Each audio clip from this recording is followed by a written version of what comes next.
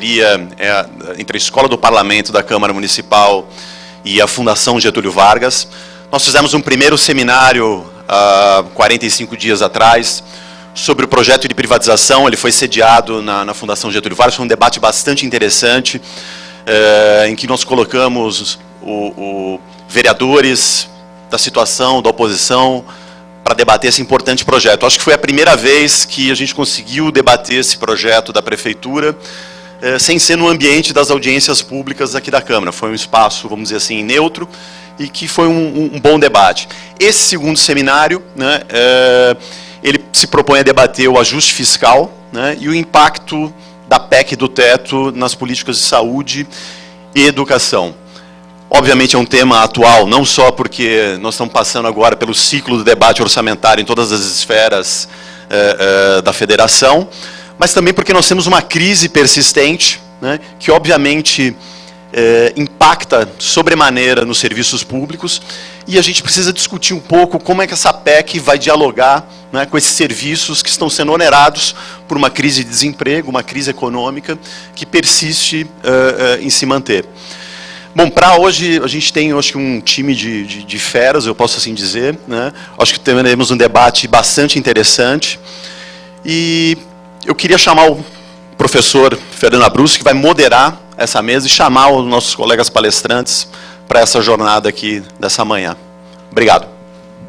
Fernando.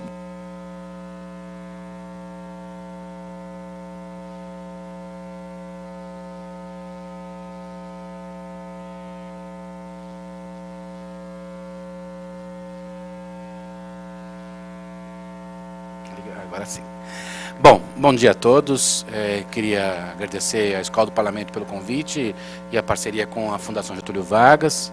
Quer dizer, nosso papel aqui é ampliar e sofisticar o debate público, essa é a nossa ideia. Então, trazendo pessoas das mais diferentes áreas para debater as grandes questões do país e da cidade. E hoje temos aqui muito bem acompanhados, na verdade, pelo menos eu aqui estou muito bem acompanhado,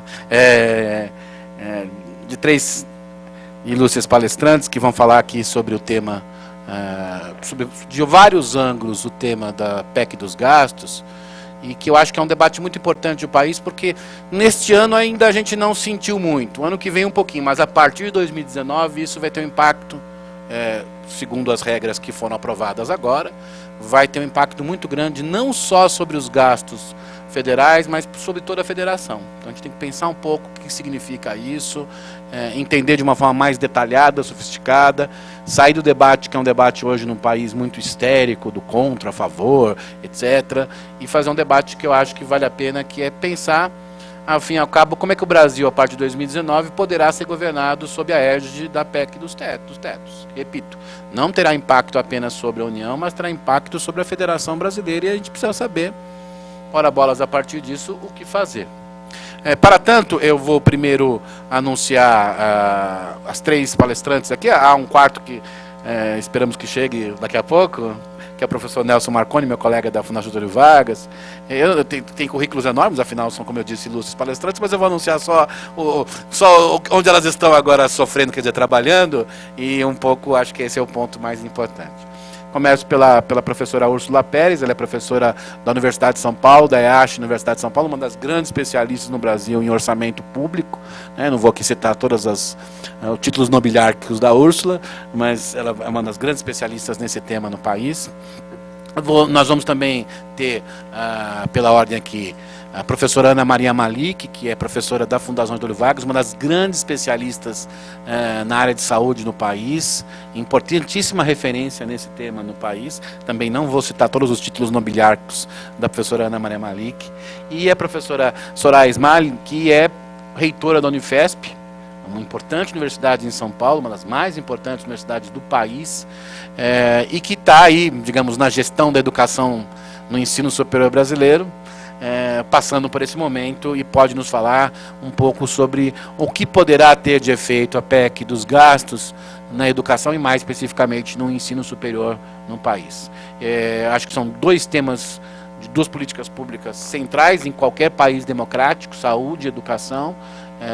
Repito, nosso interesse aqui não é dizer sim ou não à PEC, é um pouco mais complexo do que isso, mas tentar entender como é que o país, a partir de 2019, vai lidar com as principais demandas da sociedade brasileira. No fundo é isso, nada mais do que isso. Inclusive em 2018 essas demandas vão ser muito bem expressas pelo voto, e acho que a partir de 2019 a gente vai ter que responder fortemente essas demandas. Sem mais delongas, ao final eu espero também a chegada do professor Nelson Marconi, que é um importante economista no país, também um grande especialista na área de finanças públicas. Ao final das exposições eu também posso fazer um comentário mais geral, e aí depois, como combinado aqui com o Garibe, a gente faz uma sessão de perguntas e debate, porque eu acho que trata-se de um debate para a gente esclarecer, pensar juntos. Afinal, todos nós queremos um país melhor. Esse é sempre importante. No momento de histeria coletiva, eu sempre digo, todos nós queremos um país melhor.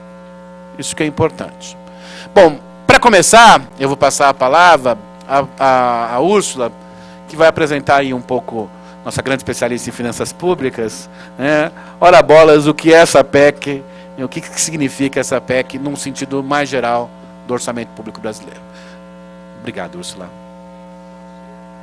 A gente tem que apertar aqui, ó. Bom dia a todas e todos. Em primeiro lugar, queria agradecer o convite aqui para estar na Escola do Parlamento, mais uma vez. Sempre um prazer estar aqui, fazendo essa discussão com vocês.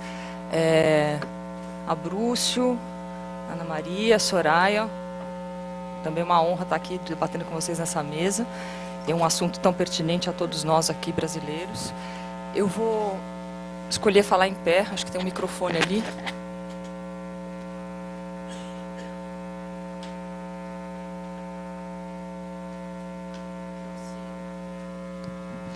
Trouxe aqui algumas considerações, buscando entender, explicar como é que a gente chegou nessa situação da PEC, parte de um trabalho de pesquisa que eu tenho feito junto com um colega que está aqui, Fábio Pereira. A gente vem discutindo e trabalhando essas questões orçamentárias. Então, são 3 pontos que eu espero conseguir falar dentro do tempo, mas a Bruce você me corta se for o caso. Então, primeiro, algumas dimensões relevantes aí da trajetória do orçamento público e problemas estruturantes aí que nos colocaram decisões a tomar na situação de crise. Depois, os pontos de dificuldade econômico-políticas e a crise fiscal, e a tomada de decisão aí pela PEC. E os desafios que a gente tem que enfrentar agora com a emenda constitucional, que é a consequência da PEC 241-55, o que se coloca para nós em termos de gastos sociais e de despesa como um todo. Então, no primeiro ponto, é importante a gente pensar que a gente tem questões estruturantes no orçamento público no Brasil que precisam ser entendidas e discutidas amplamente para a gente pensar o que a gente quer desse país e como a gente quer crescer e se desenvolver nesse país. Um primeiro ponto diz respeito às receitas, né? Orçamento é receita e despesa, em geral a gente só olha as despesas. As receitas orçamentárias ao longo do tempo, nos últimas décadas, elas tiveram, desde a Constituição, uma perspectiva de descentralizar e ir para estados e municípios um ganho maior de receitas.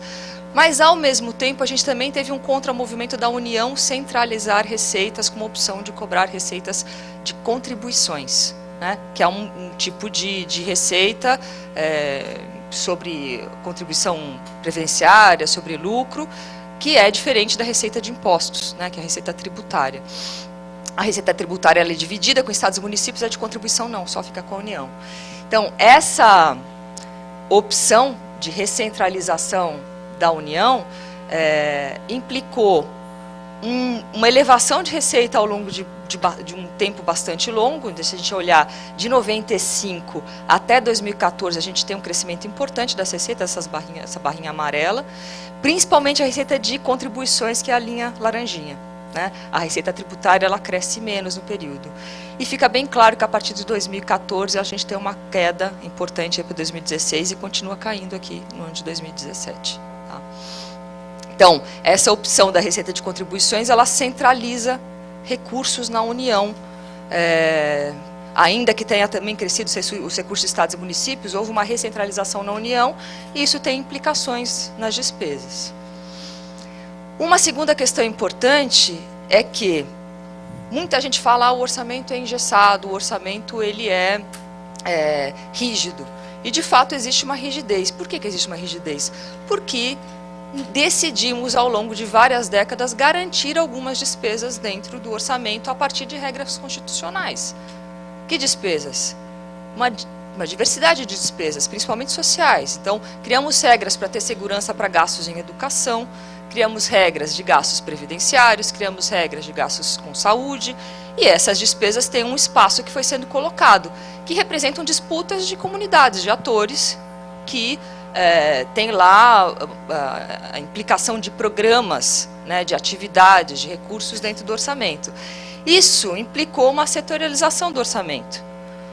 Toda esta barrinha de baixo, azul mais escuro, tem aí vinculações de seguridade social que foram se mantendo ao longo do tempo dentro do orçamento. Então, criam uma estrutura de despesa que foi garantindo a possibilidade de crescimento em educação, em saúde, em programas previdenciários e assistenciais, mas também cria aí questões de pensar como é que gasta em outras áreas, né?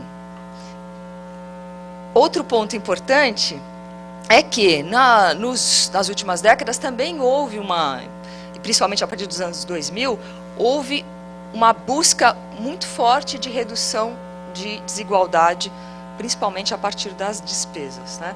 Uma busca com uma programação de valorização do salário mínimo, que é um dos principais elementos que possibilitou a redução da desigualdade no país nesse período, e também políticas de transferência de renda, que também já tem um efeito comprovado de redução dessa desigualdade, além da expansão de serviços de saúde e educação, que também tem afetação em relação a isso.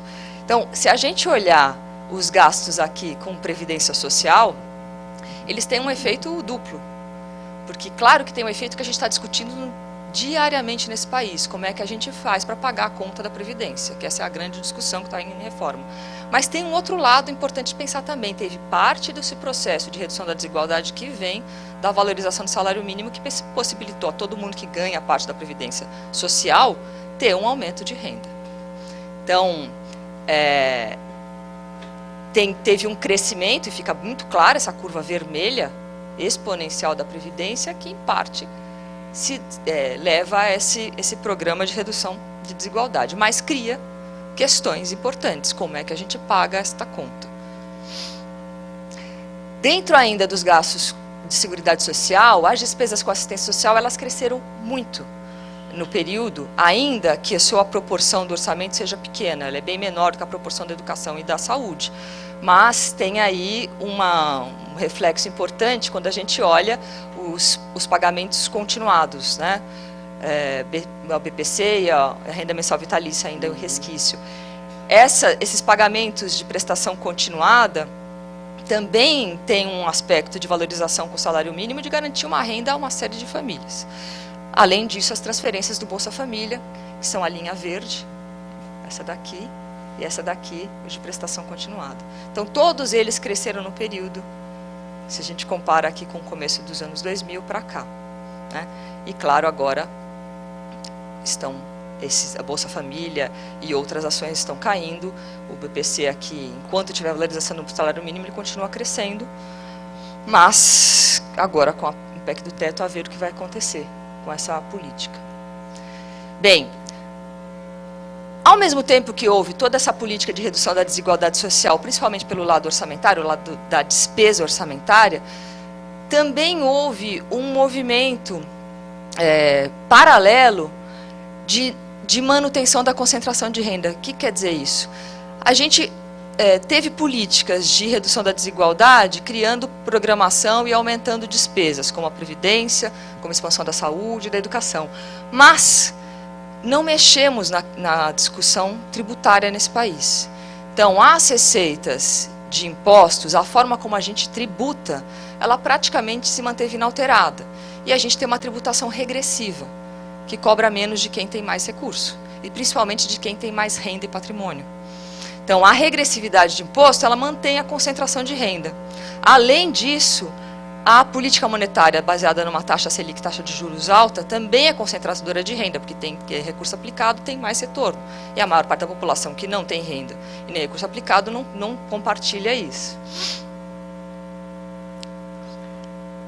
Então, essa situação inicial toda estrutural para dizer, todo esse processo de crescimento, redução da desigualdade e crescimento das receitas, ele se dá ao longo de uma década e começa a ter pontos de esgotamento a partir de 2011, por questões externas e por questões internas, né, de tomada de decisão econômica.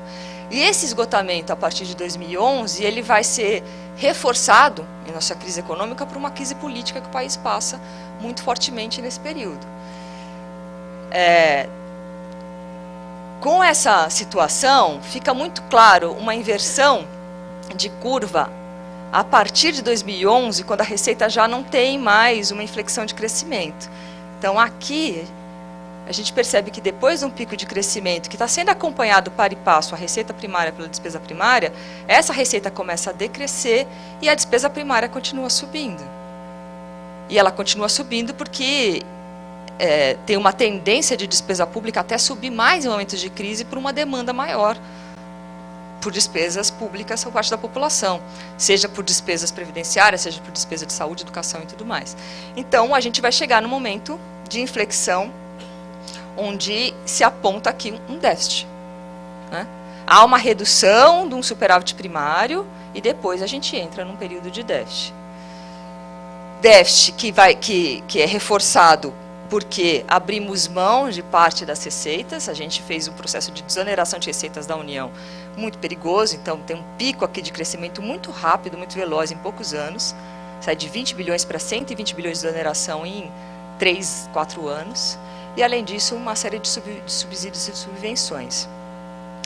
Claro, com uma expectativa de que isso pudesse retomar a economia, mas isso não significou que as empresários que receberam esses recursos mantivessem a economia aquecida e muito menos empregos mantidos. Então, ao mesmo tempo que se abriu mão de receita, não garantiu aquecimento e crescimento econômico. Então, a receita ficou mais deprimida. Uma questão importante. Essa crise econômica muito balizada por uma crise política, em um certo grau de quase de histeria. Não que não tivesse a crise, eu estou mostrando aqui que tem um problema, né, que vai chegar aqui num déficit. Mas, nesse processo de redução, né, de 2011 até 2014, tem uma grande preocupação com o endividamento, que é importante. A curva do endividamento está crescendo. Não sei se dá para vocês enxergarem, mas a gente está passando aqui de um patamar de 30 e poucos % de dívida em relação ao PIB, e a gente vai inflexionar para mais de 40 em 2 anos. Mas a gente já tinha vivido períodos muito piores. Se a gente olhar 2001, 2002, a gente chega em 2002 a 60% de endividamento em relação ao PIB. Então, a situação era preocupante, mas a gente não estava numa histeria de endividamento que justificasse o tamanho da crise que apontaria para a PEC do teto, na minha opinião. Então, esse patamar aqui de déficit acende uma luz na economia e na política. Olha, a gente não tem mais garantia de superávit primário. Então, essa situação é insustentável. 2014 aparece aqui já o déficit, e 2015 ele fica muito claro de que o governo não consegue mais pagar as despesas primárias. O que fazer? Faz-se uma PEC de controle, né, de redução das despesas primárias. Então, a PEC está respaldada nesse estado da arte, de situação econômica, e de uma preocupação política de que o governo não tinha mais condições de sustentar um controle das receitas e despesas primárias. Ela se propõe a ser um ajuste fiscal e é, de fato, um ajuste fiscal com redução do Estado. Porque a proposta da PEC é reduzir o montante das despesas. Não é simplesmente controlar com um crescimento, é reduzir, congelar o montante das despesas. Então, isso significa dizer que, com a PEC, mesmo que a gente volte a crescer, as receitas voltem a crescer, o PIB volte a ter crescimento, e vai acontecer, provavelmente a partir do ano que vem, isso não vai repercutir automaticamente numa retomada de crescimento da educação, da saúde, de outras despesas sociais, como acontecia antes, que isso sempre ia variando conforme a receita crescia. Agora, a receita pode crescer, mas a despesa está congelada. Então, o que isso significa? Significa que, voltando a ter crescimento do PIB, a gente vai ter uma redução per capita de investimento em saúde, em educação e em outras áreas. Essas despesas estão congeladas, ok? Com um ponto ainda mais importante. A despesa previdenciária, essa não está congelada. Porque você não tem como congelar a despesa previdenciária. Então, ela continuará crescendo. Para ela continuar crescendo e ser mantido o teto de despesa, o resto precisa cair, concordam? Se eu tiver uma despesa lá obrigatória, um teto, que seja de vamos supor, de 1 trilhão, se a previdenciária continuar a crescer, para eu manter aquele valor, o resto precisa ser contido. Como saúde e educação estão congelados, outras despesas que não sejam essas terão que ser reduzidas, como de habitação, de infraestrutura, de cultura, de esporte e tudo mais. Ok? Ou então a gente reforma a Previdência também, para que ela seja controlada, e aí você possa ter algum espaço para outras despesas. Então, a PEC, ela implica, de fato, uma revisão da despesa previdenciária para você conseguir ajustar esse teto. Tá? Mas é muito complicado, pelo menos no curto prazo, não haver redução em oferta de serviços públicos de toda a ordem para manter esta emenda aqui funcionando. E já há uma série de propostas, inclusive relatórios do Banco Mundial, que saiu essa semana, com a proposta de como fazer a redução de despesas para encaixar o que está proposto na PEC. Essa aqui é um gráfico do crescimento da Previdência, e aqui a proporção de gastos nas áreas sociais. Então, a saúde, ela tem aqui uma certa manutenção, mas nem foi uma despesa que cresceu em proporção do PIB, como, por exemplo, a educação. A educação teve um crescimento mais importante, ela passou de 0,89% do PIB para 1,35%. A saúde teve um patamar aí de 1,6%. E a assistência social, que eu comentei, saiu de 0,3% para 1,24%. Aqui dentro que estão o Bolsa Família e as rendas mensais vitalícias, BCP. Questão importante. O que a gente não discutiu? A gente discutiu a PEC do teto, como eu falei, o lado da despesa. Mas o orçamento não é só despesa. O orçamento é receita e despesa. Então, o que não foi considerado pelo governo na discussão e se a gente olhar o lado da receita, e em vez de só cortar, fizesse uma proposta de reforma tributária? Como é que a gente tributa nesse país e como a gente deveria tributar? Eu acho que eu já devo estar estourando de tempo, mas eu vou mostrar. Mais 5 minutos. Tá, então dá tempo de eu mostrar. Uma discussão reiterada nesse país é que a nossa carga tributária é altíssima. Todos vocês já devem ter ouvido falar disso. E ninguém gosta de discutir aumento de imposto. De fato, se fosse legal, eu não chamaria imposto, né? Chamaria algo como um voluntário. Eu dou aqui o meu dinheiro do governo, certo?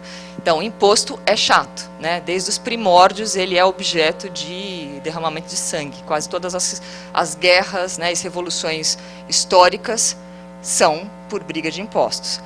Se a gente olhar esse gráfico da OCDE, a nossa carga tributária, ela não é a mais alta, não é a mais baixa, né? Ela é mediana, está aqui perto da média da OCDE, né, que está aqui em 35%, dados de 2013.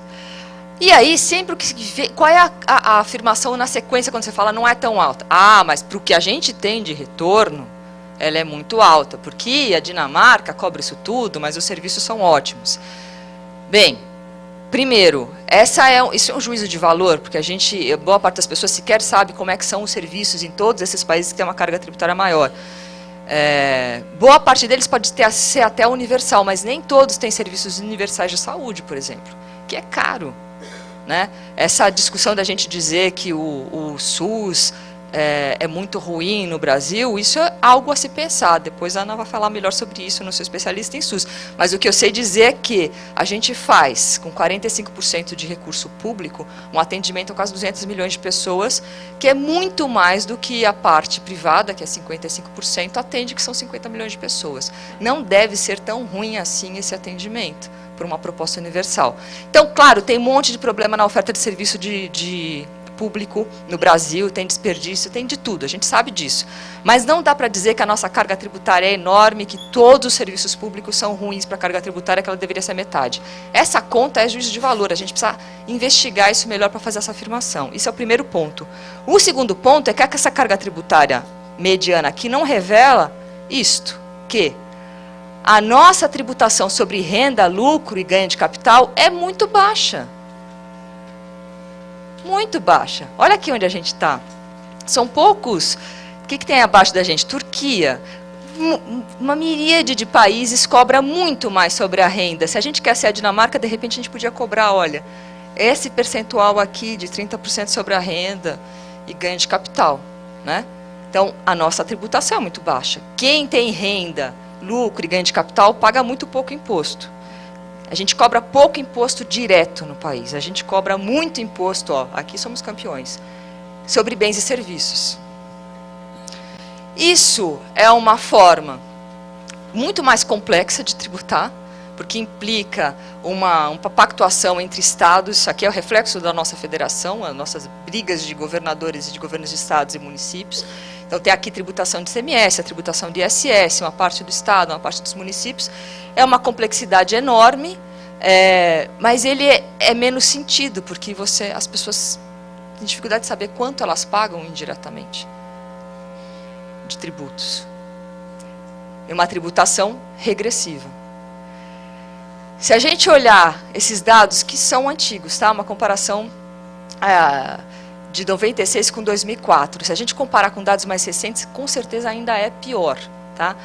Até 2 salários mínimos, a tributação indireta faz com que a carga tributária dessa pessoa seja quase não é o caso o dobro, proporcionalmente 20% maior do que quem ganha mais do que 30 salários mínimos. Então, quem ganha 30 salários mínimos acaba tendo uma tributação de 26% e quem ganha até 2, 48%. Então, os mais pobres pagam muito mais impostos do que os mais ricos. Principalmente por quê? Por conta da nossa tributação indireta e nossa tributação direta tão baixa. Então, esses são pontos que a gente precisa enfrentar, se a gente quer, de fato, conseguir ter um país melhor, mais desenvolvido, e com oferta de serviços adequadas, com um Estado que consegue responder aos anseios e demandas da população. Essa situação colocada aqui a partir dos dados da União vai se refletir, tem se refletido em todos os estados e municípios, porque é uma ação recorrente de redução de receitas, com redução de despesas em estados e municípios, e também com uma tributação muito ruim. Os municípios, por exemplo, têm preferido receber as suas quota-partes de fundos e quem pode cobrar ISS do que cobrar um imposto, um IPTU adequado. E isso é um problema que torna aí uma regressividade, uma injustiça tributária com dificuldade de planejamento de recursos. Ok? Enfim, acho que chega, já falei os pontos. Fico muito preocupada com o que vem pela frente com a PEC, acho bastante complicado a gente trabalhar só pela redução das despesas, sem pensar o que a gente precisa fazer de crescimento nesse país. Concordo que a gente tem que racionalizar gastos, sou absolutamente favorável a isso, a avaliação e racionalização de todos os gastos, para permitir aumentar a oferta de serviços, porque a gente tem uma enormidade de pessoas que sequer são atendidas hoje, ainda, e reduzir hoje significa aumentar a desigualdade nesse país, né? Reduzir não vai nos colocar num patamar de equidade que a gente anseia. Então, essa é a minha opinião. Obrigada. Obrigado.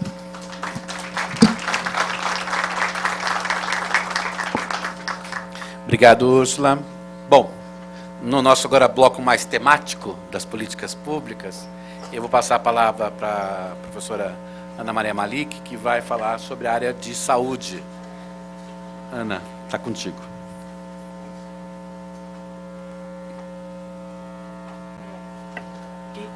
Bom dia. Eu queria agradecer muito a oportunidade de estar aqui. Para mim, de fato, é uma honra. Não só por estar na Câmara e na Escola do Parlamento, mas também para, enfim, compartilhar. E já aprendi muito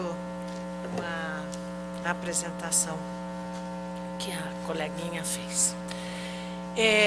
Eu não deveria, porque é uma área na qual eu realmente não é meu forte, mas eu queria discutir uma ou duas questõezinhas que envolvem dinheiro, porque eu fui provocada, quer dizer, provocada no bom sentido, A Úrsula pela só provoca no bom apresentação sentido. o senhor que está dizendo, mas pela provocação da Úrsula. Então, por exemplo, ela comentou algumas das questões do gasto per capita, por exemplo, em saúde. Olhando para o que acontece na América Latina, não vamos discutir outros países do mundo, o Brasil gasta mais ou menos na média o que os países da América Latina e Caribe gastam com saúde per capita. Com uma pequena ressalva, a gente gasta na média, como qualquer boa média. Mas se a gente olha para os países mais desenvolvidos da América Latina e Caribe, que é onde nós gostamos de nos localizar, a gente gasta abaixo. O único dos países ditos desenvolvidos da América Latina e Caribe que gasta menos que nós per capita é o México. Mas Argentina, Chile, Costa Rica, eles todos gastam mais que nós.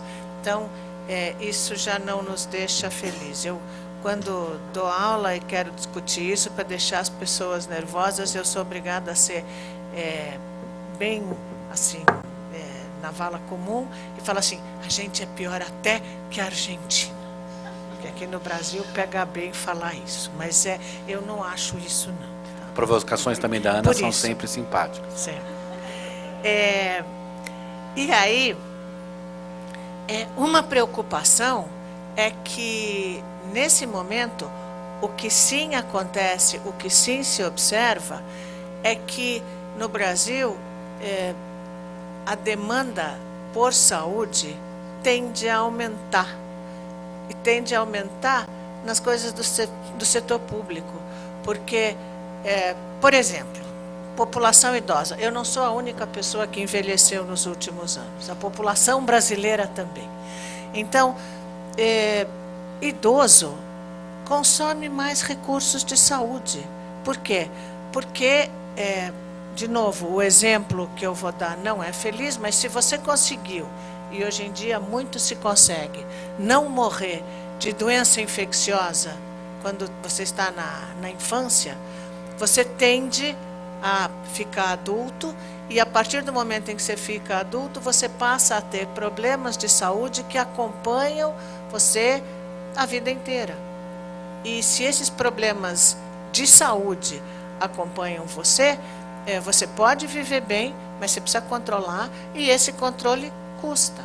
Ele pode custar mudança na alimentação, ele pode custar mudança nos hábitos de vida, ele pode custar necessidade de visitar serviço de saúde, e ele pode custar medicamento e outros exames de maneira geral.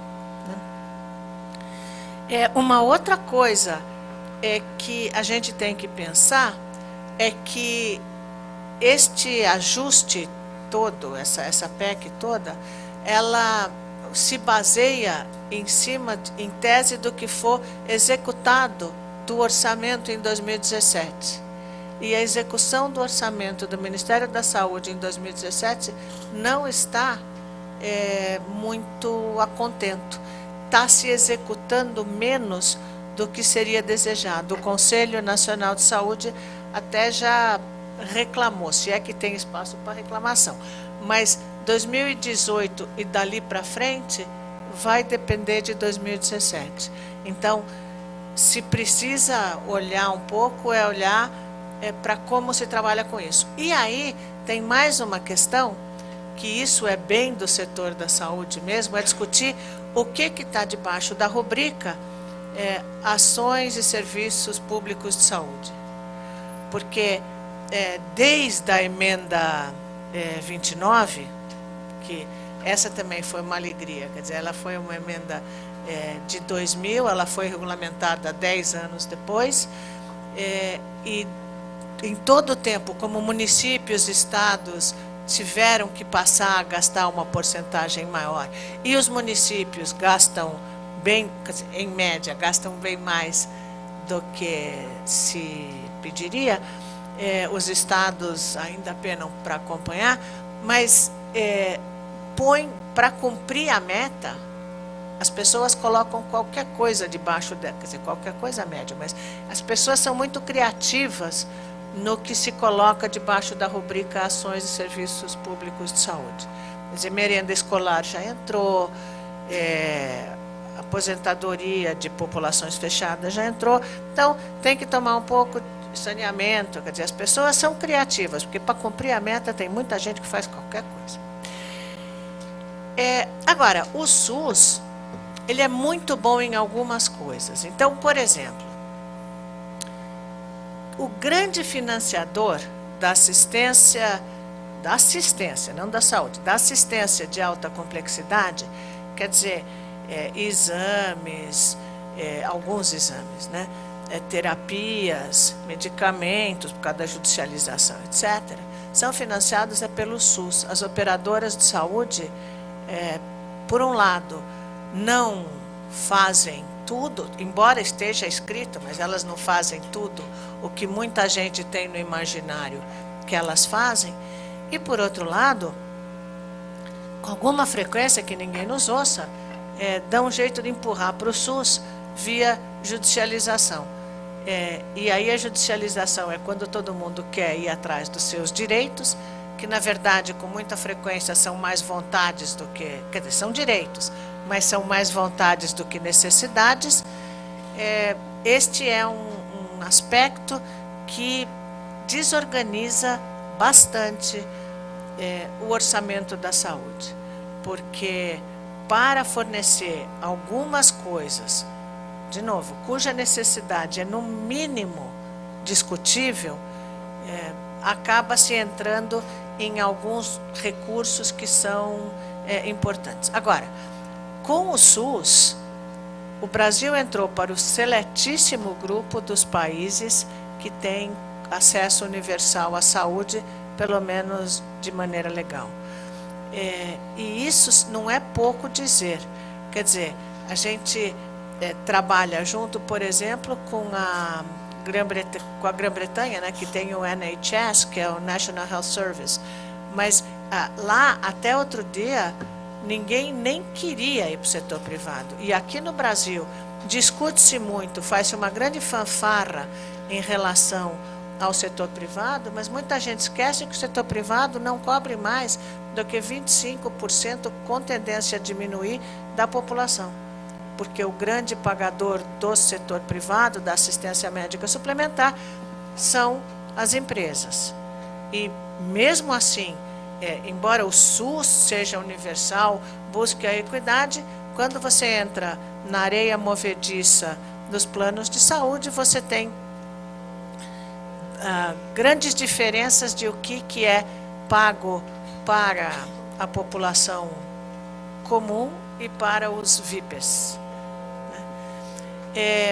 E isso também traz uma questão que é a seguinte: o benefício saúde é uma das coisas que as pessoas mais detestam perder nessa fase de desemprego. Então, existem alguns programas de demissão voluntária que trabalham para aumentar a aceitação das pessoas com o fato de se demitirem, exatamente com isso. Vamos manter o seu plano de saúde por mais tempo. E aí as pessoas acabam aceitando.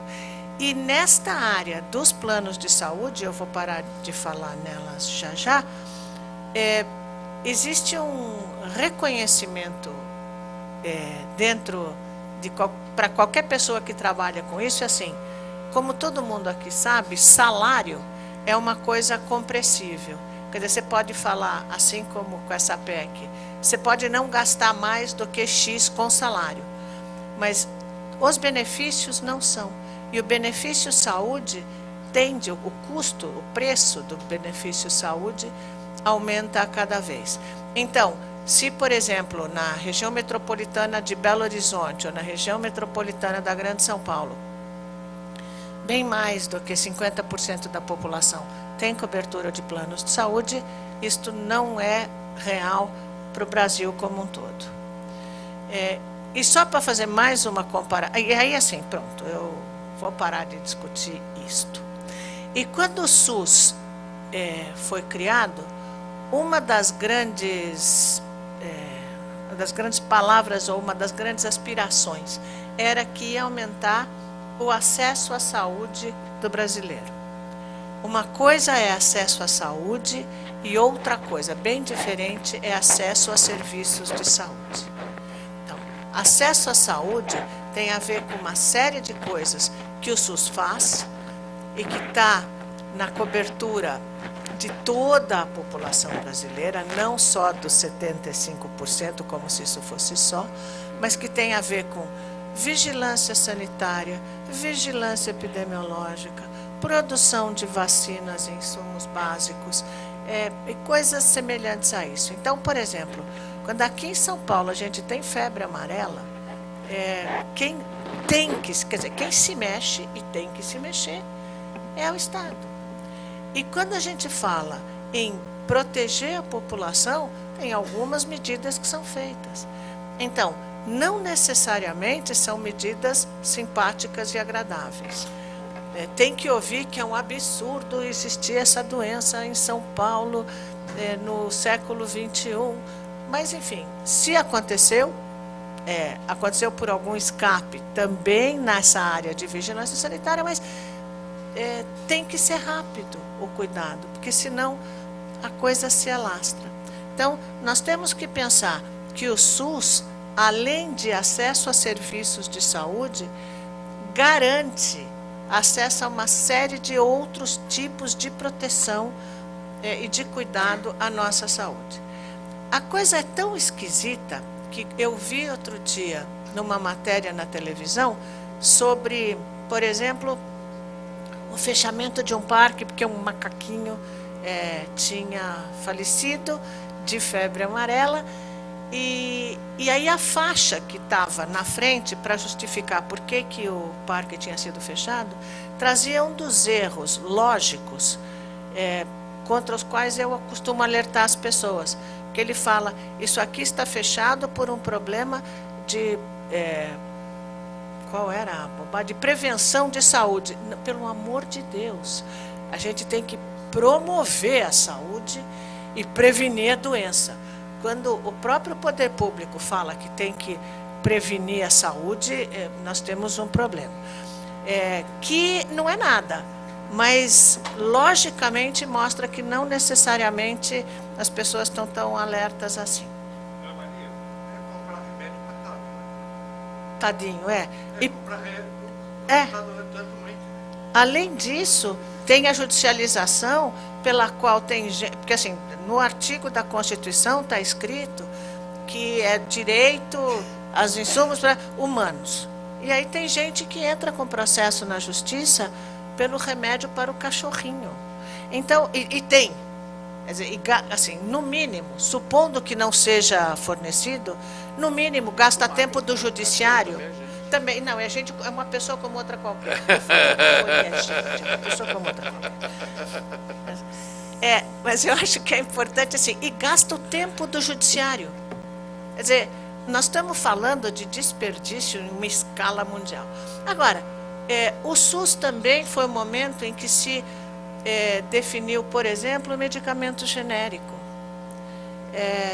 O medicamento genérico, por definição, é igual ao medicamento de marca, só que mais barato. Para ser aceito como medicamento genérico, ele tem que passar por testes de bioequivalência e biodisponibilidade, seja lá o que isso signifique, mas significa que, em tese, é a mesma coisa. Hashtag só que não. Então, em alguns casos, existem alguns que não são feitos assim. Mas até aí tudo bem. É que, em tese, o genérico é mais barato porque ele não tem o custo de produção e ele não tem o custo da propaganda. De novo, o Brasil é tão divertido que de novo só que não. Porque tem indústria farmacêutica que faz propaganda institucional de laboratório de genérico na televisão, o que automaticamente aumenta o custo, o preço. Enfim, eu assusto e fica assim. Tem que ser SUS. SUS, é verdade.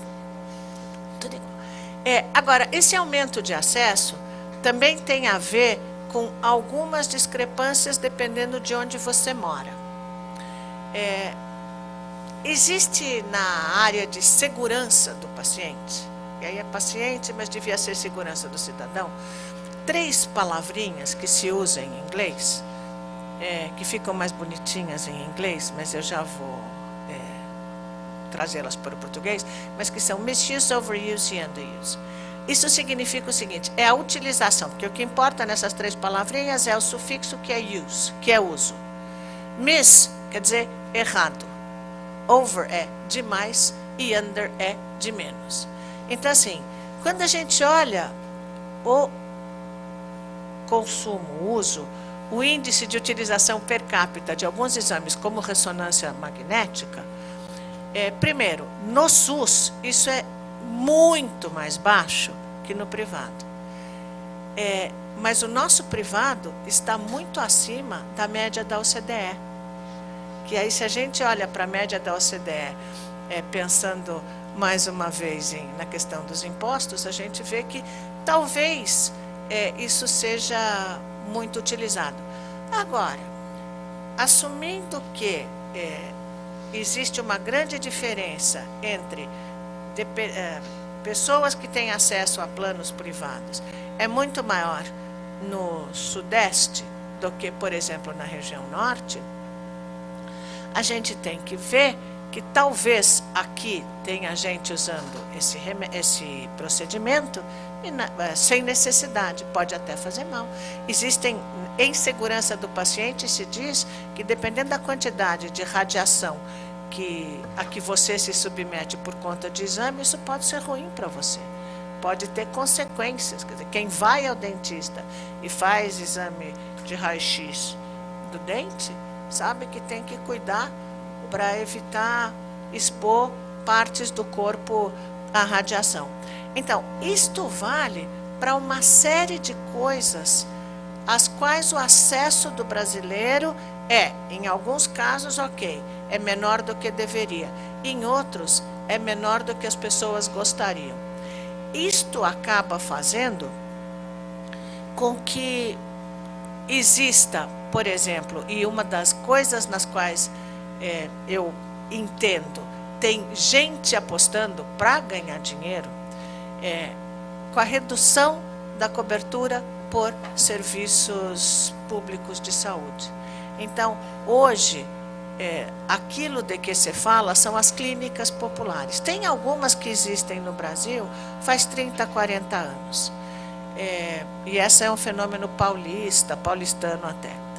Mas, hoje em dia, essas clínicas populares, que você pode comprar pacote de consulta pela internet, e que se você comprar um pacote de até 12 consultas ou coisa parecida por ano, você paga menos cada consulta.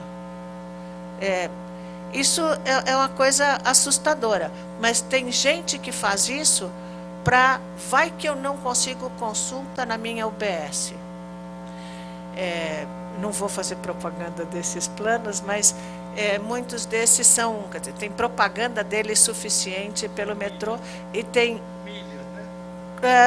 pode ser, são milhas pré-agendadas, em última instância. E alguns desses serviços, inclusive, vendem vacina. Quer dizer, o produto deles um dos produtos é a imunização, que nas UBSs você consegue tomar direitinho. Quer dizer, o meu corpinho, o meu bracinho vai tomar vacina de idoso, por exemplo, no SUS. Mas tem gente que acha um absurdo, que não, eu vou no outro porque, sei lá, o coque de quem atende é mais bonitinho. Tem muito mais coisa que eu poderia discutir, mas eu vou falar só mais 2, porque eu estou vendo que meu tempo voa. Então, a primeira coisa, vai ter menos dinheiro? Vai, e isso é um problema. Mas a gente gasta o pouco que tem, que já é pouco hoje, quer dizer, existe um problema na saúde que é de subfinanciamento cronicamente, mas a gente gasta mal. A gente desperdiça, a gente não está preocupado com a eficiência. Eu posso fazer uma tomografia no Hospital São Paulo, e na semana seguinte fazer no HC. Ok, mas quer dizer, contaram um caos outro dia de um paciente que chegou no HC e aí imagine que este paciente já tinha passado por 2 públicos na região dele e falou assim, olha, eu já fiz 2 desse exame que o senhor está pedindo. Eu falei, por que você não falou nada antes? Ele falou assim, porque eu estava com medo que o senhor não fizesse nada. Então, quer dizer, existe uma cultura então faz mais um exame que isso é legal. Não, isso não é legal, isso é jogar dinheiro fora, isso é ruim para a sua saúde. Existem no Brasil, e as operadoras de saúde controlam isso na ponta do lápis, pessoas que fazem mais de 10 idas ao médico para coisa nova, inclusive para pronto-socorro por ano. Isso é loucura. Exceto se você tem que fazer pré-natal ou puericultura, não é para precisar 10 consultas. Então, por algum motivo Então, isto é um problema. Algumas operadoras de saúde estão preocupadas com isso. O SUS, em alguns lugares onde tem acompanhamento, percebem e fazem alguma outra coisa. Agora, eu costumo dizer, e olha, nós estamos no final de 2017, quase 2018, eu costumo dizer que nós já estamos no século XXI e tem muita gente que não percebeu. Agora, quem não percebeu isso também foi o sistema de saúde. Porque a gente tem doenças do século XXI, que são esses problemas de saúde ou condições de saúde dos idosos. Isso a gente já tem. Elas coexistem com coisas do século XIX e do século XX, mas a gente já tem problemas do século XXI. Os nossos serviços de saúde estão preparados para o século XX finalmente, mas a gente já chegou no século XXI. Quer dizer, no Brasil, atendimento remoto, sem ser entre profissionais de saúde, ainda é ilegal. Se você, paciente, quiser acessar algum profissional de saúde por WhatsApp ou coisa parecida, coisa que você faz, com muita frequência, não pode. Você e o profissional de saúde são ilegais. E a gestão da saúde está no século XIX. E eu não vou nem falar da questão da tecnologia. Quer dizer, o tal do cartão SUS, do qual se fala faz quase 20 anos, ajudaria muito a reduzir, por exemplo, o desperdício. Então, em algumas coisas a gente está na idade das grandes epidemias. Em outras coisas a gente está no século XXI. Nos serviços e na gestão dos serviços, a gente está no século XX, em alguns casos ainda muito longe do século XXI. Obrigada. Obrigado, Ana.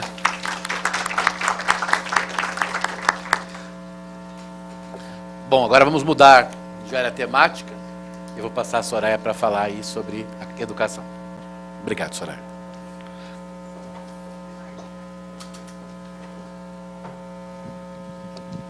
Inicialmente, eu quero agradecer à Escola do Parlamento pelo convite e pela oportunidade de falar um pouco sobre as nossas universidades, em particular a Unifesp, a Universidade Federal de São Paulo. Quero agradecer aos colegas, às colegas de mesa aqui e ao nosso mediador,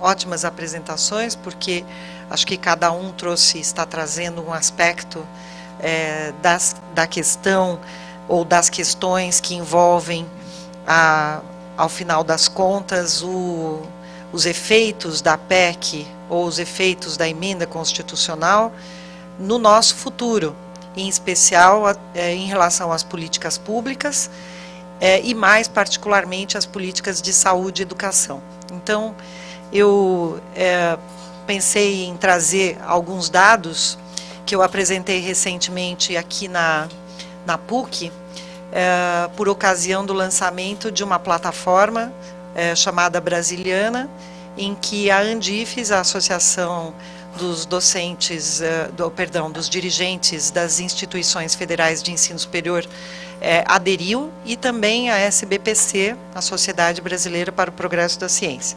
Então, eu trouxe alguns dados, porque na ocasião foi solicitado também que eu falasse um pouco sobre as questões do orçamento. E, ao falarmos das universidades, não podemos deixar de falar da importância da universidade na construção de um país, ou na construção do nosso país. Isso eu vou detalhar um pouco vou falar um pouco ao longo das apresentações. Eu vou me ater aqui inicialmente à expansão das universidades federais. Por quê? E aí vocês vão perceber onde eu vou chegar e o problema que nós estamos perante a essa emenda constitucional que vai nos atingir frontalmente, vai nos atingir em cheio, né, porque somos instituições federais e que fizeram uma expansão muito grande no decorrer dos últimos 10, 15 anos. Então, nós tínhamos aqui em 2004, 45 instituições federais de ensino superior, 45 IFES, né, que nós chamamos, que são universidades. As universidades não incluem os institutos tecnológicos, que também tiveram uma grande expansão e eu não vou aqui apresentar. Mas as universidades partiram de 45 instituições que nós tínhamos no país, chegamos a 59 em 2010, e em 2016, que é o que nós temos agora, 2017, chegamos a 63 instituições federais de ensino superior, universidades. Foram de 100 campi, que nós tínhamos nessas 45, 130 campi, nós passamos a ter mais de 300 campi nessas 63 instituições federais de ensino superior. E fora, né, eu vou falar um pouquinho sobre o caso da Unifesp, que era uma universidade que já existia, estava aqui entre as 45, e que fez uma enorme expansão, quer dizer, ela não computa como uma universidade nova, mas é quase como se fosse uma universidade nova. Eu vou falar um pouco sobre isso também.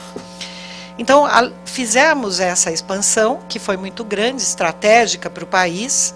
Eu vou falar também rapidamente sobre isso. O número de matrículas, nós tínhamos 600 mil matrículas em 2006, passamos a ter mais de 1 milhão só no sistema federal, e precisamos atingir para o PNE, a meta 12 do PNE, que é de mais de 2 milhões de matrículas até 2024. Mas nós não vamos atingir, né? Então já sabemos que esta meta está prejudicada, assim como várias outras do Plano Nacional de Educação. Mas tudo isso tem a ver com os recursos, né? A questão do orçamento, né? E em que cenário que a PEC, que a emenda constitucional nos atinge. Então, eu vou falar sobre os recursos das leis orçamentárias entre 2010 e 2016, como eles decresceram ao longo desse tempo, como nós chegamos em 2017, e em 2018 será realmente o início da catástrofe, né? Podem ter certeza, nós estamos extremamente preocupados, os reitores, porque nós atingimos um patamar de muita necessidade diante de um sistema que expandiu muito e que não vai ter recursos para se sustentar ao longo de 2018 e 2019. E a partir daí. É muito importante salientar que as universidades federais, ao contrário das estaduais paulistas, né, que aqui o caso das paulistas é um caso muito específico, as estaduais paulistas, elas têm autonomia de financiamento, que foi adquirida numa luta, até quando, na ocasião, eu era estudante da USP, inclusive, né, da Universidade de São Paulo, na década de 80, em que se adquiriu aquele percentual de 9,57, que chegou mais recentemente, na época não era esse percentual, mas que se tornou 9,57% do ICMS do Estado de São Paulo, que deve ser aplicado nas 3 universidades estaduais e também na Faculdade de Medicina de Marília e outras unidades mais isoladas. Mas, basicamente, as estaduais paulistas têm um orçamento garantido a depender da arrecadação, mas eles não têm que brigar todo ano por este orçamento, né? As universidades federais, não. Nós somos atingidos diretamente pela lei orçamentária anual. Então, todo ano, nós, universidades federais, existe um percentual, é verdade, né, de 18%, que é da vinculação do artigo 212 da Constituição, mas que também está prejudicado agora com a emenda constitucional. Depois até eu gostaria que a gente tratasse um pouco desse assunto, mas as universidades federais, elas dependem da LOA. Então, nós tivemos, na lei orçamentária anual, nós tivemos o seguinte cenário, né? Aqui eu apresento os dados de 2010 a 2017, dos recursos totais das universidades nas LOAs, né, na Lei Orçamentária Anual, entre 2010 até 2017. Nós podemos ver aqui que era um pouco menos de 40 bilhões, subiu um pouco aqui e se manteve estável de 2015 a 2017. Então, alguém pode dizer, não, mas isso aumentou, que não dá para reclamar, né? Mas, como eu disse, primeiro, um dos problemas, nós tivemos uma expansão, problema não, mas uma das questões é que nós temos uma expansão enorme, mas quando nós desdobramos também esse orçamento, o que nós tivemos foi o seguinte: de 2010 a 2017, nós tivemos um aumento nos valores de pessoal e encargos sociais, lembrando que toda a folha de pagamento e toda a previdência, todas as aposentadorias e pensões são pagas com esses recursos da lei orçamentária do Ministério da Educação, não estão na Previdência. Então, a folha das universidades federais depende dos recursos do Ministério, depende dos recursos da própria universidade, né? Embora nós não tenhamos mobilidade nessa folha, ela não é uma folha que está na Previdência, é uma folha que depende dos recursos do Ministério da Educação. Então, aqui nós tivemos, sim, um aumento de pessoal e de encargos, não só de aposentadorias e pensões, mas nós tivemos um aumento muito grande no número de professores e funcionários neste período, por conta da expansão. Também vou mostrar esses números daqui a pouco. Agora, as despesas correntes, que nós chamamos, outras despesas correntes, essas despesas, nós tivemos primeiro um aumento. Então, vocês viram os dados mostrados aqui, né, que nós tivemos um aumento, que é coincidente com o aumento que nós tivemos aqui de receitas, né, no país. No entanto, nós não tivemos esse aumento tivemos uma diminuição a partir de 2014, que coincide com a questão do déficit aqui colocada. A partir de 2014, uma diminuição, chegando aqui a um patamar de um pouco mais de 7 bilhões. Esses 7 bilhões são utilizados apenas para o custeio, o funcionamento das universidades, e também para as obras e reformas, livros e equipamentos. Então, tirando toda a parte de pessoal. Quando nós desdobramos ainda um pouquinho mais esses gráficos, né, nós vemos que no nível do investimento, o investimento é livro, essa rubrica, né, chamada investimento, é livro, equipamento, reformas e obras, né? Sala de aula, biblioteca, moradia estudantil. Então, estes recursos caíram de 2013 vertiginosamente, chegando aqui a um patamar de pouco mais de 1,5 bilhão, quase 1,5 bilhão, 1,4 bilhão aqui em 2017. E o caso dramático é 2018, em que nós estávamos aqui, né, no 3 bilhões de investimento, né?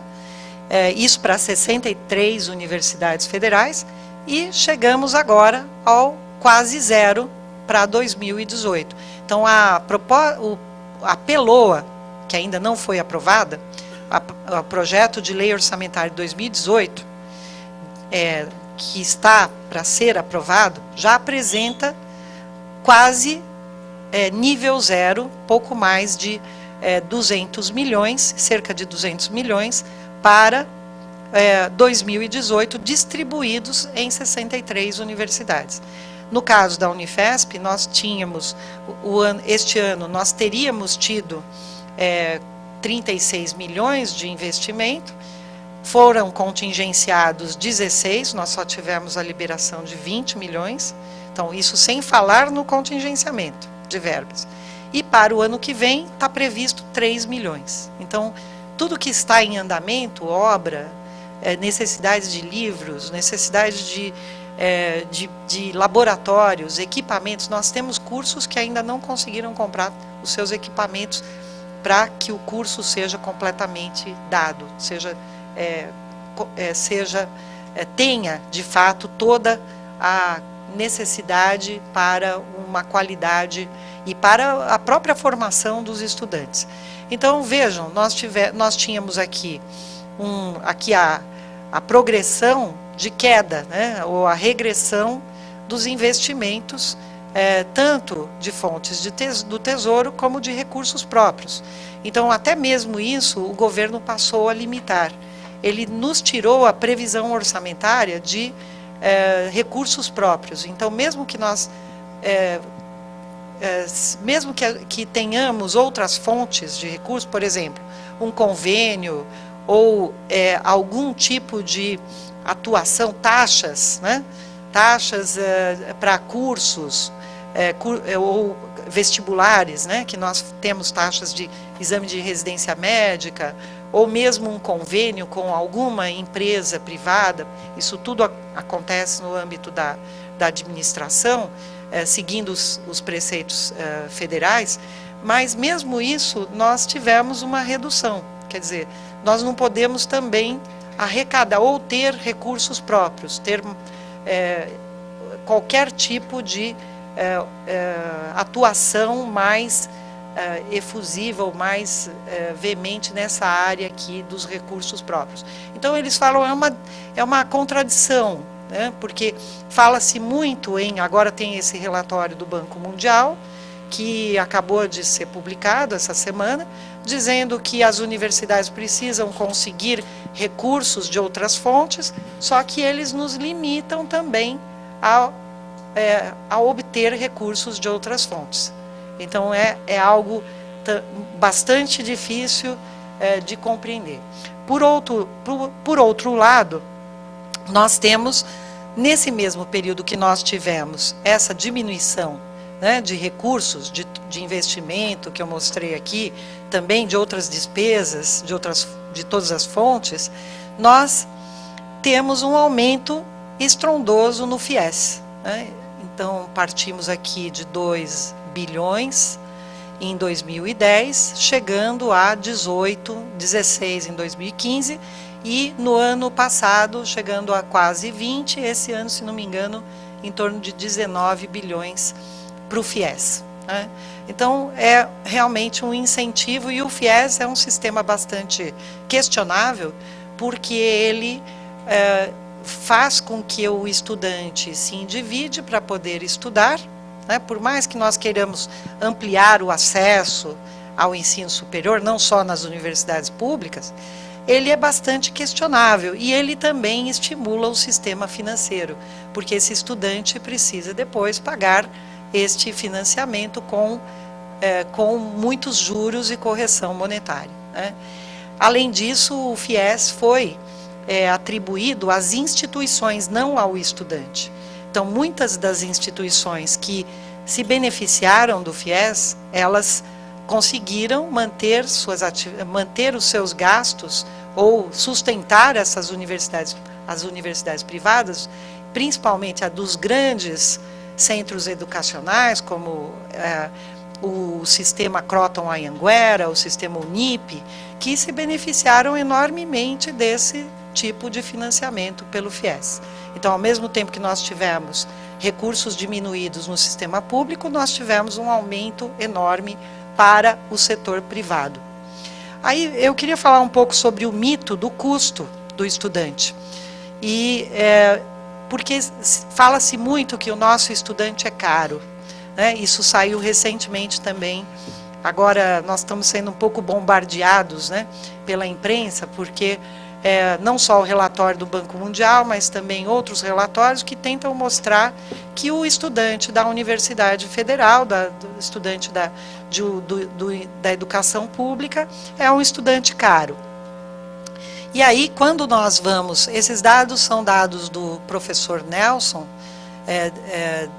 Amaral, da Universidade Federal de Goiás, que estuda toda essa parte de financiamento das universidades em vários países, e ele mostra aqui que o gasto por aluno em diferentes países, né, e compara com o Brasil, e nós não estamos entre os que mais gastam.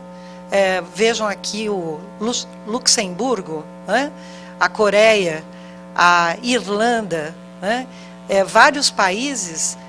Nós estamos no nível da Turquia, como já foi mostrado aqui anteriormente, né? Quando nós falamos do sistema federal, nós temos que, então, a questão do gasto, ele também impacta no número e na expansão que nós tivemos, né? Então, eu mencionei aqui, em 2095, nós tínhamos 363 mil matrículas. Em 2015, nós chegamos a 1 milhão de matrículas no sistema federal.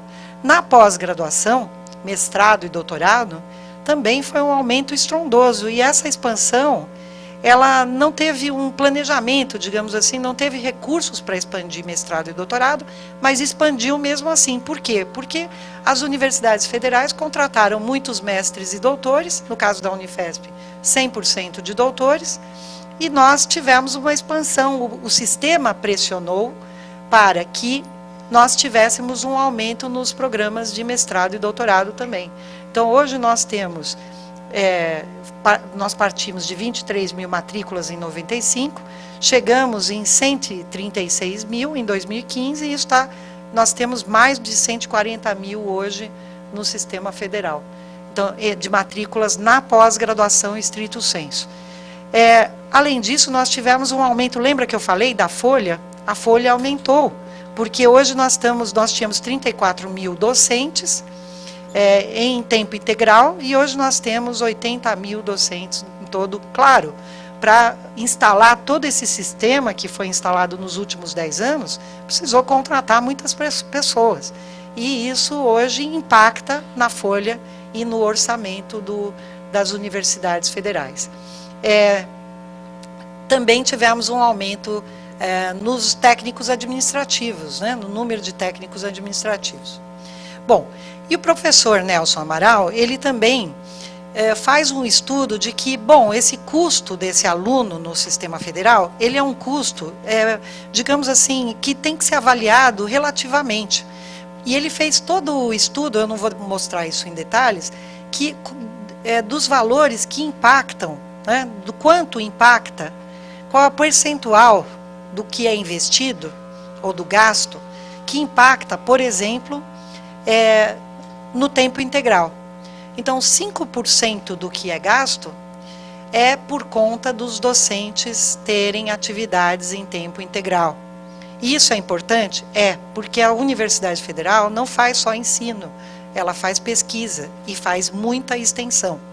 Então, todo o desenvolvimento científico e tecnológico, a pós-graduação estrito sensu, tudo isso tem um impacto nesse gasto, né?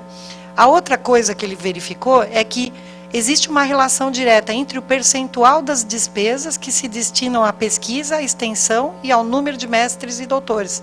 Então, 30% deste valor é devido à atividade de pesquisa e também à formação de mestres e doutores.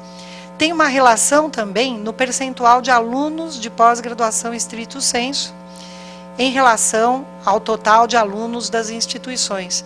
Então, 10% destes valores impactam, né, nestas atividades de pós-graduação estrito sensu. E também existe uma relação direta entre as pesquisas, as despesas com pesquisa ou extensão, e a avaliação da CAPES. A CAPES é o órgão do governo do MEC, que também faz a avaliação dos programas de pós-graduação. Então, 15% os cursos, os programas das universidades federais têm conceito, a média dos conceitos, entre 4 e 5, que é considerado um conceito bom ou muito bom, né? E cursos 6 e 7 também que estão em grandes, que são os ótimos, né, considerados ótimos, conceitos máximos, que também estão em grande porcentagem nas instituições públicas, né, que sempre se desdobram e se apresentam muito melhor nesses sistemas de avaliação. Então, pelo menos 15% desse gasto é devido à avaliação nos programas de pós-graduação. Bom, aí tem a outra questão que eu queria trazer aqui para o nosso problematizar, né? Nós temos um aumento no sistema, uma expansão enorme, uma diminuição dos orçamentos drástica, e, além de tudo, um estudante que vem com maior vulnerabilidade social. Então, o estudante das universidades federais hoje não é um estudante das classes privilegiadas, ao contrário. Ele é, na grande maioria, um estudante que vem, vejam aqui, ó, famílias, isso aqui é o quadro geral de todas as IFES, a partir dos dados de 2014, mas isso já ficou mais complicado. Mas vejam, em 2014, 23% dos estudantes do sistema todo estão em famílias que ganham de 1 a 2 salários mínimos. 14% em famílias de 2 a 3 salários mínimos. 10% em famílias de meio salário mínimo. Então, se nós somarmos aqui, né, praticamente 60% dos estudantes hoje das universidades federais estão em famílias de vêm de famílias de baixa renda. Então, este é um mito que nós precisamos derrubar imediatamente. As universidades federais, hoje, devido ao acesso que é universal, né, pelo sistema SISU, então o acesso é universal, uma política de democratização do acesso, que foi muito importante para o nosso país. Eu sempre falo isso, gosto de salientar. Então, o vestibular hoje é para todos, é pelo Enem, né? Primeiro o estudante faz o Enem, depois ele pontua e escolhe onde ele vai fazer a sua graduação, e esse vestibular permitiu que hoje a Unifesp tenha estudantes de todas as classes sociais, de todos os estados do país, de cidades distantes de São Paulo. Então, é um estudante que precisa de apoio e de permanência estudantil. Então, aqui também para mostrar em termos numéricos, né?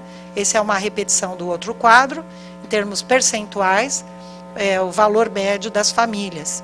Na Unifesp, o caso da Unifesp é bem particular, porque a Unifesp era uma escola de medicina, né? A Escola Paulista de Medicina, fundada em 1933, que se transformou em universidade em 94, e que fez uma expansão entre 2006 e 2016. A expansão ainda não está totalmente terminada, mas ela ainda está, atingimos um patamar de estabilidade agora, né? Tem um crescimento mais residual, mas nós temos um crescimento estrondoso em 10 anos, e numa expansão de 800% na graduação. Isso realmente nos trouxe um universo enorme, fantástico isso tudo que aconteceu. Nós tínhamos 500 docentes, hoje são 1.500. Estávamos só na área de saúde e medicina, hoje nós estamos em todas as áreas do conhecimento, e com 6 campi. Nós estávamos só em São Paulo, né, que é o campus da sede, mas hoje nós estamos em Guarulhos, Baixada Santista, Diadema, Osasco, São José.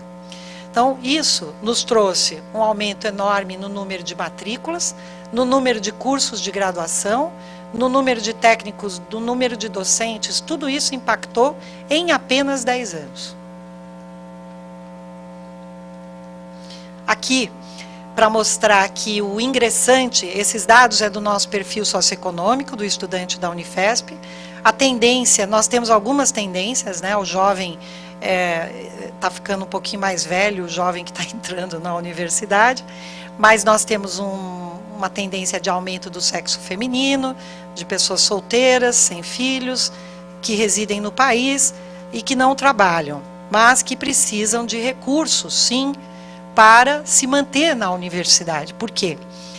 A maioria dos estudantes da Unifesp, né, de uma universidade pública, federal, em São Paulo, principalmente na cidade de São Paulo, que é considerada uma das cidades mais caras, né, veja, caiu muito o estudante cuja renda familiar é acima de 5 salários mínimos. E aumentou muito o número de estudantes cuja renda salarial é até 5 salários mínimos. Então, o estudante da Unifesp também está mais vulnerável, né? Isso é muito parecido com o perfil do estado de São Paulo. Vejam, isso aqui, ó, esse é o estado de São Paulo, e aqui a Unifesp, né?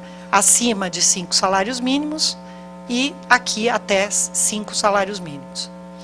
A distribuição, isso é um parâmetro que foi feito, eu não quero me estender muito aqui, mostrando que um grande percentual dos estudantes vem de famílias não só de baixa renda, mas cujo o estudante é o primeiro membro da família a estudar, a fazer um curso superior. Então, isso não existia praticamente nas nossas universidades, e hoje, com o acesso universal, com as políticas de permanência, nós já estamos.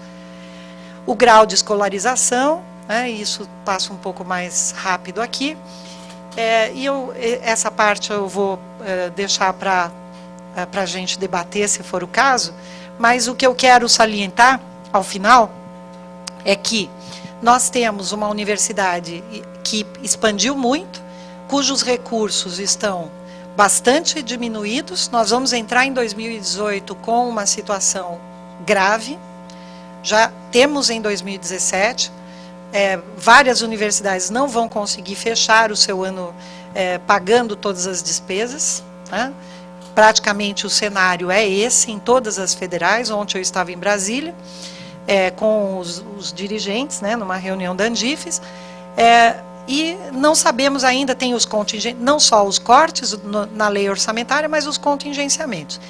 Para o ano de 2018, a queda é ainda maior, e com a PEC, porque a PEC começa a ter efeito para nós, a emenda constitucional começa a ter efeito a partir do ano que vem. Porque o orçamento de 2018, ele já foi feito a partir do orçamento de 2016. Ou seja, ele não acrescentou nem a inflação, eles retiraram a inflação e retiraram também o crescimento residual do sistema. Então, nós não estamos com nenhum crescimento de nenhum tipo e nem ajuste de acordo com a inflação. Para 2019, se esta situação perdurar, realmente é algo que não se sustenta pelo grau de necessidade, inclusive das políticas de permanência estudantil, porque o estudante precisa dessa permanência, né? O estudante precisa de recursos para alimentação. Nós temos estudantes que, se não tiverem recursos para alimentação, não conseguem nem sequer estudar. Então, nós precisamos, sim, não só falar dos efeitos, mas falar sobre o que vamos fazer para mudar esta situação, porque ela vai se tornar insustentável em pouco tempo. Obrigada.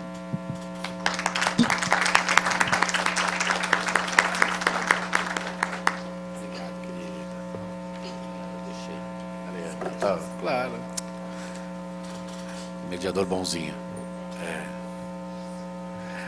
Bom, eu até mandei aqui uma mensagem ao Nelson, mas não recebi resposta, então eu vou adiante. Adelante. Eu queria fazer só um comentário muito rápido, não vou falar muito não, porque eu acho que o espaço aqui é maior para as perguntas, para a plateia, acho que vale mais a pena isso. Mas queria fazer só 3 comentários a partir do que minhas colegas aqui apresentaram. Acho que um primeiro comentário, não há a menor dúvida que o Estado brasileiro precisa ser reformado. há muitos problemas no Estado brasileiro, em termos de gestão pública, de qualidade dos serviços públicos. Eu trabalho muito hoje na área de educação, faço basicamente estudos na educação básica, então a gente tem acompanhado muito isso. E, de fato, há problemas nos resultados educacionais brasileiros, há problemas na provisão de serviços públicos, nos insumos, isto é, na estrutura educacional. Então, é preciso reformar o Estado brasileiro para torná-lo melhor. Ele não está bom. Isso é bom dizer também, porque parece que, para não parecer que, na verdade, a reação à PEC é falar nós temos que voltar ao que havia anteriormente porque estava excelente. Isso não é verdadeiro. Então, nós temos que fazer, sim, uma reforma do Estado brasileiro, melhorar a qualidade da gestão pública, melhorar a qualidade do gasto público. Há problemas no gasto público, que são problemas que vêm desde da lei orçamentária, como funciona a lei orçamentária no Brasil, como funciona o direito administrativo no Brasil, que prejudica mesmo a qualidade do gasto público, as próprias rubricas mesmo. Acho que talvez a questão, olhando para o orçamento federal, que mais, para além da dívida pública, que aí tem a ver com a política macroeconômica, pensando nas despesas mesmo, é a questão previdenciária. É muito estranho, não só do ponto de vista de estratégia, mas do ponto de vista do diagnóstico, que o governo tenha feito a PEC de gastos antes da reforma previdenciária. Isso não é só um erro de estratégia política, é um erro de diagnóstico. Então, digamos, não quero vislumbrar quais são as razões últimas espirituais do governo Temer, mas, de alguma maneira, esse foi um erro de diagnóstico brutal. E nós estamos correndo, como fazendo o cachorro correr atrás do rabo, na verdade, agora. Depois de fazer isso, agora vamos fazer a reforma da Previdência, talvez, inclusive, nem seja aprovada neste ano, fique para 2019, e aí vira uma situação surrealista, do ponto de vista do diagnóstico. Então, nós temos, só para terminar esse primeiro ponto, sim que fazer uma reforma do Estado, do ponto de vista da gestão pública, da estrutura de gastos, da estrutura de legislação. Segundo, isso quer dizer que a PEC resolveu o nosso problema? Essa que é a questão importante. Quer dizer, por isso que eu disse ao início, não se trata de dizer temos que fazer a reforma ou não. Temos que fazer a reforma. A questão é o desenho dessa PEC. E o desenho dessa PEC, na verdade, primeiro não garante a solvência do Estado. Na verdade, ela só vai colocar em algum momento que o Estado vai se tornar insolvente. E aí é preciso saber o que exatamente vamos fazer do ponto de vista jurídico, até porque nos últimos anos fomos muito criativos do ponto de vista jurídico das contas públicas, desde a contabilidade criativa até o impeachment, fomos criativos em várias coisas. Saber se chegarmos a isso, o que faremos. Duvido que chegaremos a isso. Os atores políticos, sempre vistos geralmente como mais malvados do que os tecnocratas, às vezes têm até mais juízo do que os tecnocratas. Não vamos chegar a isso.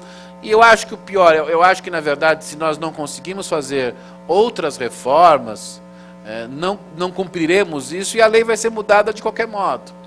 Assim, parece uma história, na verdade, há um grande filósofo da ciência chamado John Elster, que diz que muitas vezes as sociedades criam espantalhos. E como se sabe, o espantalho não existe.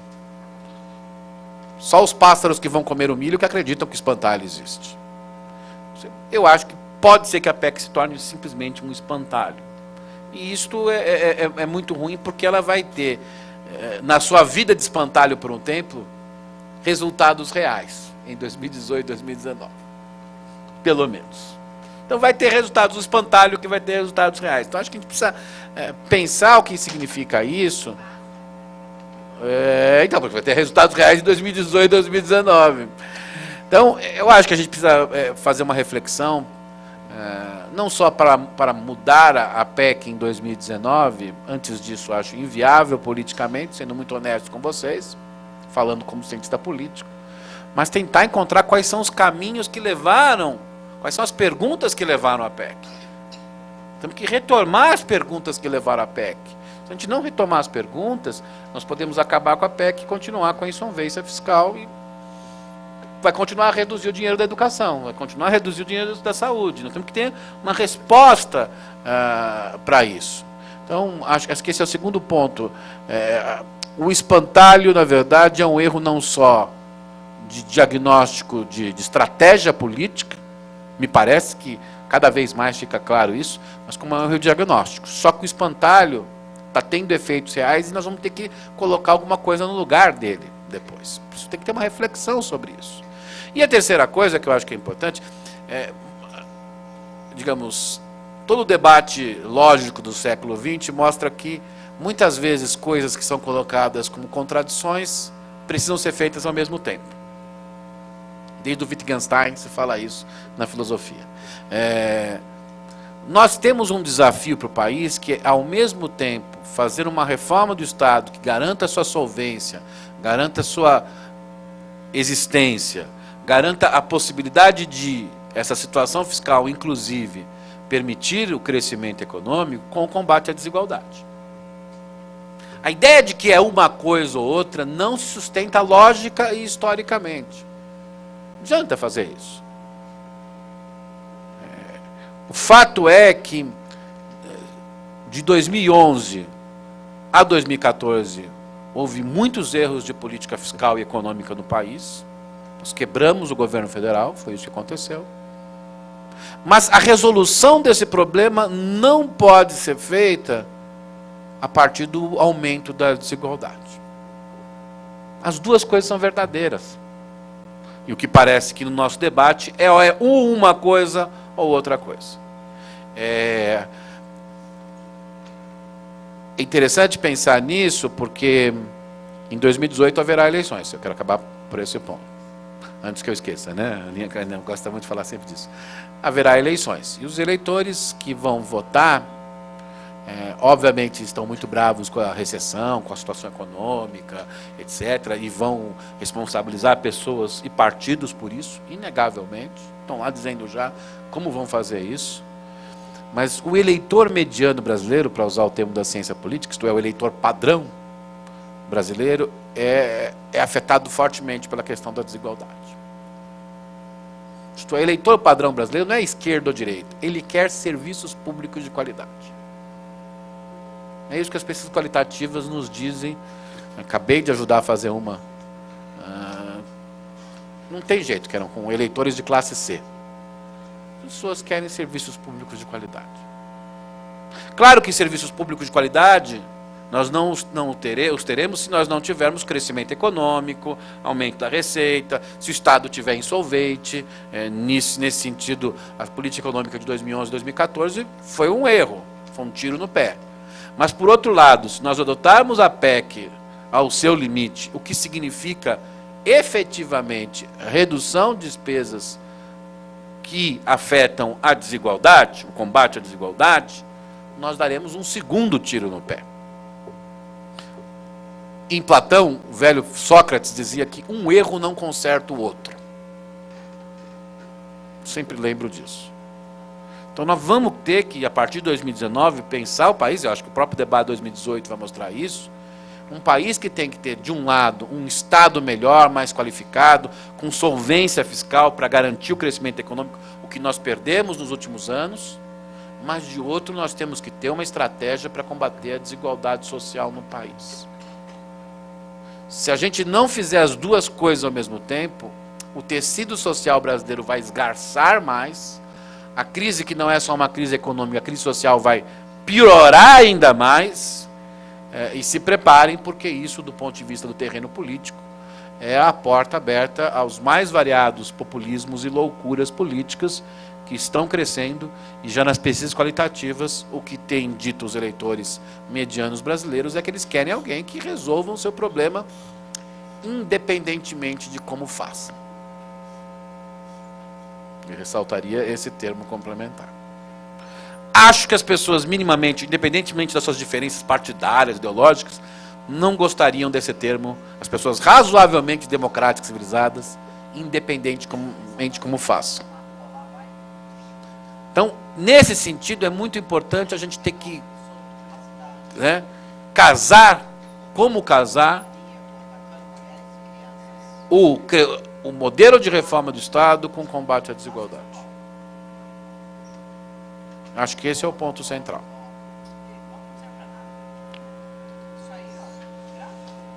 Bom, eu vou passar, já que o público já começa a falar, é sempre bom, a palavra ao público. Quem gostaria de fazer perguntas? Diga, minha querida. Que fale seu nome, é bom, sempre vai passar o microfone. Espera que vai chegar lá o microfone. Eu sigo a parte técnica sempre.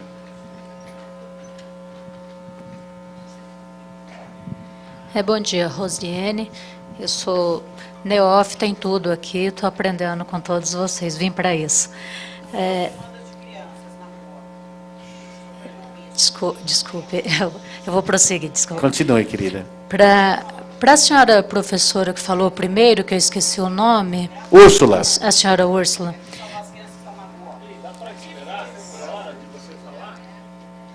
Desculpe. Professora, eu gostaria de fazer uma colocação assim de forma bem simples, se a senhora poderia contribuir para a minha compreensão, talvez para de outras pessoas também. A senhora, logo no começo, a senhora fala em receitas e contribuições, né? Contribuições ficam com o governo federal, e a gente sempre, eu sou ouvinte assídua das matérias do professor Fernando.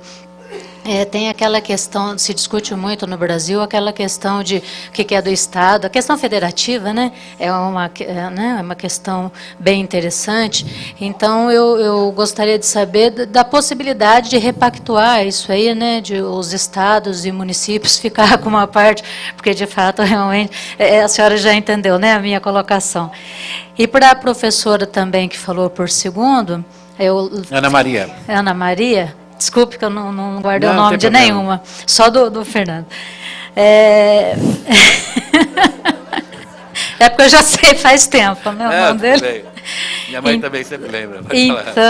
Então, quando a senhora falou a questão do exames lá, que a pessoa repetiu exames não sei quantas vezes, me veio uma questão que sempre me chama a atenção. Quando eu chego no metrô, que eu vejo aquela farmácia, eu falo, meu Deus, as pessoas não podem ter acesso ao remédio com tanta facilidade. Porque eu, quando eu vou no médico, eu discuto com o médico. Eu não quero esse, eu não quero esse, eu não quero esse. Tanto que uma médica do pronto-socorro da Unifesp falou para mim uma vez, o que você veio fazer aqui então? Você é médica? Eu falei, não, eu sou estudante de filosofia. Mas eu não quero esse remédio. Ela falou, então vai embora. Eu falei, tá, eu vou lá na farmácia, eu mesmo me viro e resolvo meu problema, porque eu não quero esses remédios aqui. As pessoas têm muita facilidade a remédio, não pode ser assim. Tem que dificultar um pouco. Claro que eu estou respeitando situações de cardíacos, claro que eu entendo razoavelmente tudo isso, né? Às vezes eu fico muito preocupada com isso. Eu vou lá no posto, mal olha na minha cara e já vai me dar um monte de remédio, pelo amor de Deus, né? Não é uma loucura, eu acho isso uma loucura. Era essa questão, se a senhora, por favor, pudesse comentar. E para a professora que falou por último, e aí eu acho que provoca um pouco o Fernando, sem intenção nenhuma, não tem nenhuma coisa para provocar você, por favor. Tá? Quando a senhora colocou os dados ali, muito interessante, da expansão, principalmente na Unifesp, né, das federais, aí eu comecei a raciocinar aqui comigo. Será, porque tem aquela máxima, né, para você criar uma, aqui mesmo, discute muito aqui na Câmara, né, para você criar uma despesa, você tem que mostrar de onde vem o financiamento, né? Isso é recorrente, o orçamento público é assim. Então, expandir o sistema sem mostrar como é que ia financiar isso, quer dizer, o populismo, digamos, dos últimos 20 anos, que eu não estou querendo politizar, sei lá, de alguns anos por aí, foi por esse caminho? Expandiu-se demais a toque de caixa sem saber de onde vinha o financiamento? Muito obrigada a todos. Obrigado, querida. Quem é a próxima pergunta? Obrigada, bom dia a todos, todas. Diz o nome, é bom sempre para os outros. Tudo bem. Eu sou Denilza, do Instituto Federal de São Paulo. E, na verdade, assim, não quero fazer uma pergunta direcionada às três temáticas, mas sim à própria a PEC. E quando a mesa coloca que é necessário ter uma reforma do Estado, né, é uma opinião, né, de cunho pessoal, é subjetivo, mas quando a gente percebe o brasileiro, o eleitorado mediano, ele não pediu essas reformas. Quando ele reconduziu, né, 54 milhões a presidenta Dilma, né, para a cadeira de presidente, ele não pediu essa reforma. Tanto é que hoje, nas pesquisas, esse mesmo eleitorado mediano está reconduzindo, mais uma vez, assim aponta as pesquisas, né, o Lula. Então, assim, até onde a reforma é uma necessidade do eleitor mediano ou é uma justificativa que hoje acaba endossando essa reforma a toque de caixa, né, pelo um governo ilegítimo, um governo que não tem apoio popular, está com menos de 3%, e a gente reforça esse mesmo ideal, né? E lembrando, sabe, Soraya, você colocou só esse ponto da expansão. Eu sei que você é uma defensora, né, da expansão com qualidade, mas eu acho que a gente tem uma briga aí boa, e ainda mais para reforçar hoje, né, o papel do sindicato. Imagina se não tivesse expansão. O que o sindicato iria brigar hoje? Hoje a gente tem uma briga, né, boa, né, com o governo golpista. A gente tem a expansão e vamos brigar por mais orçamento. Agora, se a gente tivesse presa ainda aquela universidade elitista, né, você mostrou aí o quadro, mudou a configuração, né, com a política de acesso do governo anterior. Mas se a gente tivesse na escola elitista, a gente não teria o que brigar hoje. Obrigado, querida. Quem é a próxima pergunta? Eu aqui. Olha, eu estou muito triste com tudo que eu ouvi aqui, né? Sou eu. Porque... Fala o seu nome. Assim, eu estou muito triste com... O seu nome para a gente. Meu nome? Eu não sou Maria Isméria. O que eu faço, eu trabalho com movimentos sociais lá do meu bairro. Eu estou muito triste com tudo que eu ouvi, porque veja só, o quadro é realmente muito difícil, muito dificílimo. A gente vê que quem está decidindo nossa vida hoje foram pessoas que nós colocamos lá. Nós votamos que em todos os níveis do Congresso, não podemos reclamar. Outra coisa, por que temos pessoas tão competentes como vocês que não conseguem serem candidatos para que a gente possa escolher pessoas decentes com conhecimento? Essa é uma colocação. Outra coisa, as professoras mostraram, todas elas, gráficos, números, não?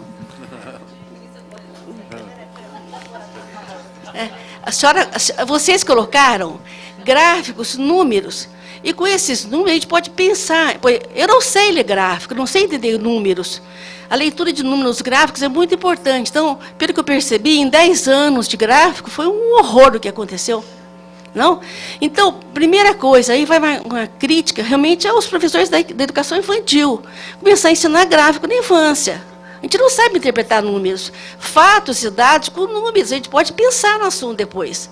Não? Então eu percebi, meu Deus, em 500 anos de Brasil, para 10 anos que vocês mostraram, foi um avanço extraordinário. E com esse pequeno avanço nos deu uma porretada tão grande como essa PEC. O que aconteceu com a gente que nós não percebemos isso? Certo? Outra coisa, aqui, é tanta coisa que eu percebi, estou muito triste, sabe? Olha, mas é isso aí, eu gostaria muito que tivesse assim, alegria de chegar para votar, desde o vereador até o presidente, com esse grau de competência, com esse grau de honestidade. Ó, esse gráfico falou isso, caminhamos para aquilo. Que vai com 2019, se um erro não conserta outro, como é que nós vamos fazer? Não? Lá no meu bairro tem uma OBS, está gravíssima a situação, porque agora eles mandam os médicos embora e não repõem. É uma coisa horrorosa, acabou a farmácia popular. Então, essas coisas todas. Agora, a minha pergunta é uma. Há esperança? Né? E mais uma coisa, a divulgação disso. Eu falo isso, parece que é meia loucura. Mas precisava falar essas palestras na mídia da Atena, com essa linguagem de vocês. Porque os blogs é elitizado, não? O 156 é difícil, que é um telefone, todo mundo tem. Então, tem que falar... Com todo respeito, a moça que trabalha para mim, ela me conta as coisas direitinho que ela ouve à tarde. E me falava, não, está errado por isso. Então, eu acho que nós precisamos pegar isso que vocês estão falando e botar no Datena, no SBT, então, com essa competência, para que o povo entenda, não? Era isso. E minha pergunta é se há esperança. Sempre há.